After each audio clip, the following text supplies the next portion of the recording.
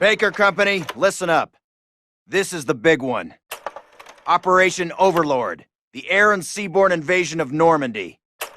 On H-hour D-Day, seaborne infantry will attack 5 beaches codenamed Utah, Omaha, Gold, Juno, and Sword here on the coast of Normandy. Utah and Omaha beaches will be attacked by 3 of our infantry divisions. At the same time, 2 British and 1 Canadian division will hit Gold, Juno, and Sword beaches. The airborne will be landing 6 hours before H-hour, before the air and naval bombardments. The British 6th Airborne Division will be landing here. At the same time, the 101st and the 82nd Airborne will be landing in these areas. The Dews River estuary here divides Utah and Omaha Beach. The mission of the 101st is to capture the Dews River crossings linking Utah and Omaha Beach and to protect the flanks of Utah Beach. This road here is the main highway that connects the entire Cotentin Peninsula. The Germans have troop concentrations in this region. When those troops are mobilized into a counterattack on the beaches, they'll have to move along this road. The 101st is going to make sure that doesn't happen. Baker Company, that's us, has been assigned this causeway here. The Pathfinders, like Private Martin, will be dropped ahead of the main force and will plant beacons on the ground to mark the landing zones. However, there is no telling what will happen once we're on the ground. So I want all of you to learn the objectives of every unit in both the 101st and 82nd. I also want you to study these maps and photographs until you've memorized them. We will be landing behind the Atlantic Wall, between several German garrisons. We can't expect to be relieved until at least several hours after H-hour. This is what we've been training for. Good luck.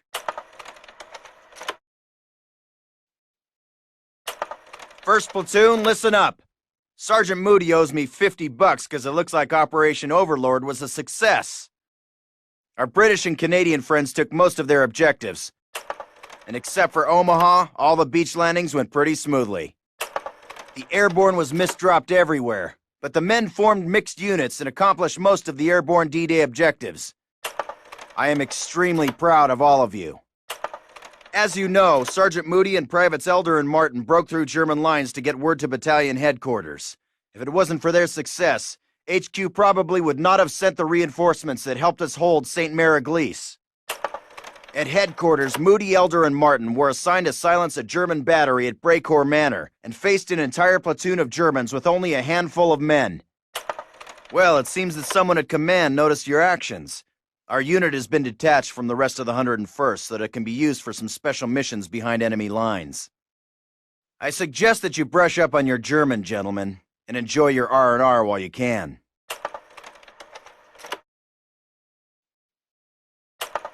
Gentlemen, thus far you've been training hard at Exeter for a special purpose. This special purpose, obviously, has something to do with the capturing of bridges. What I'm about to explain is top-secret material. If any of you blokes mention the word bridge outside of this room and I hear of it, and I will, it'll be RTU'd on the spot. The invasion of Europe will take place across 5 main beaches along the Normandy coast of France. Elements of the British Second Army will strike at Gold and Sword beaches, along with the 3rd Canadian Infantry Division at Juno. To the west, the Yanks will take Utah and Omaha Beach. Now, the entire eastern flank of the invasion will be exposed to a German counterattack from the Calais region. Should the Germans break through, they could very well have tanks rolling through Sword Beach and all the way down to Utah, wiping out the entire beachhead. Our task, along with the rest of the 6th Airborne Division, is to secure that flank at all costs by capturing and holding key bridges along the axis of approach. D Company's objective is this bridge over the Caen Canal. Under cover of darkness, the gliders will put us down in the field next to the bridge. From there, we rush the pillbox and prevent the Germans from blowing the bridge. At least one Bren gun will provide a base of fire while we flank it from both sides. Once we've captured the bridge, we hold it until relieved, which could take several hours. During that time, we may find ourselves using the Germans' own weapons against them. So I suggest you familiarize yourselves with the captured ones we have on base. Good luck, and Godspeed. Dismissed!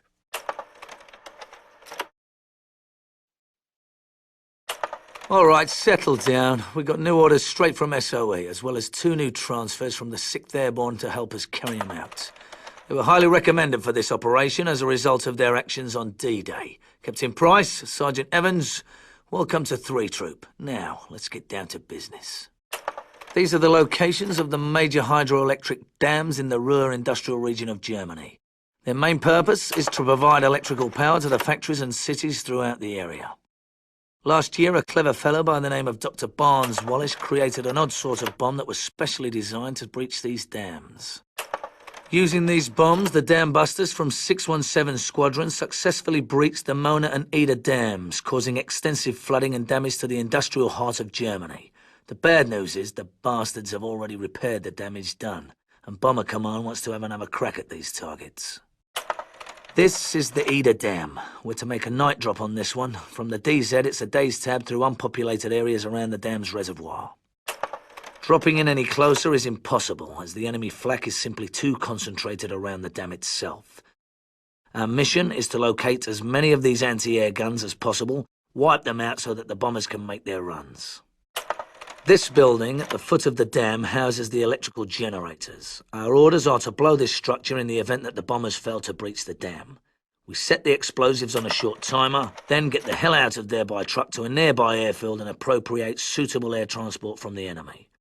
You all know what to do. Check and test your magazines, zero your sights, and review the maps and photographs carefully. We'll receive signals and embarkation details within the next 2 hours. Good luck.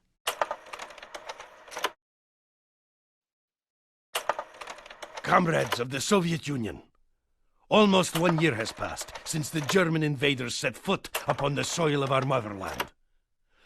They have advanced deep into the Soviet Union, capturing city after city, raping, murdering, and robbing the Soviet people.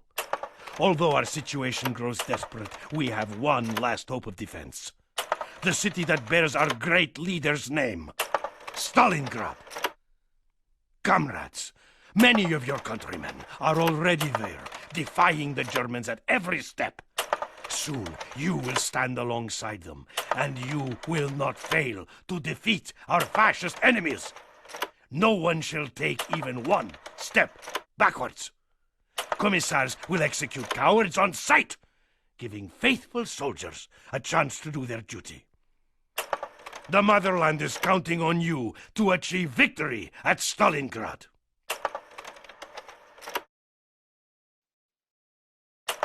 Since June of 1944, the Allies have made enormous advances through Europe, sweeping through much of France, Belgium, and Holland, almost to the banks of the Rhine.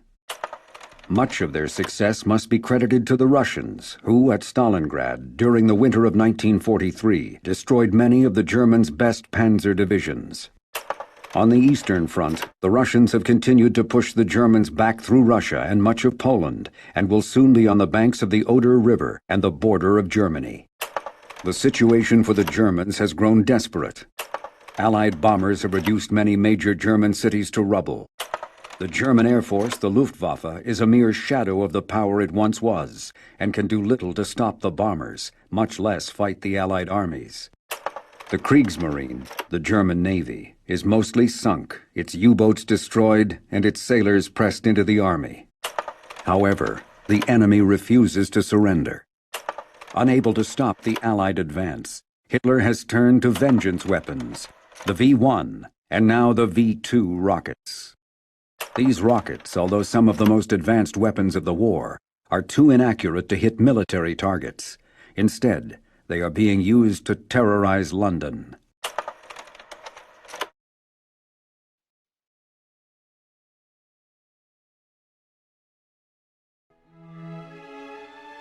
Mother, a few days ago, we waved the flag of the motherland over the top of the Reichstag in Berlin.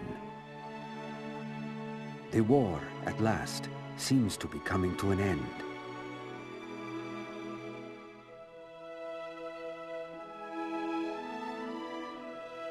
There is very little fighting left in the enemy. Soon I will be returning to our home. There are German prisoners of war everywhere. Today, I crossed the Elbe River in Germany and shook hands with an American soldier. Although I could not understand anything he said, I felt this man was my brother. And I think he felt the same.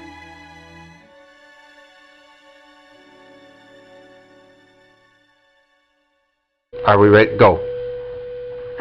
For 1,000 clothes in your weapon. Give them to me now. That was weird. 7 perks.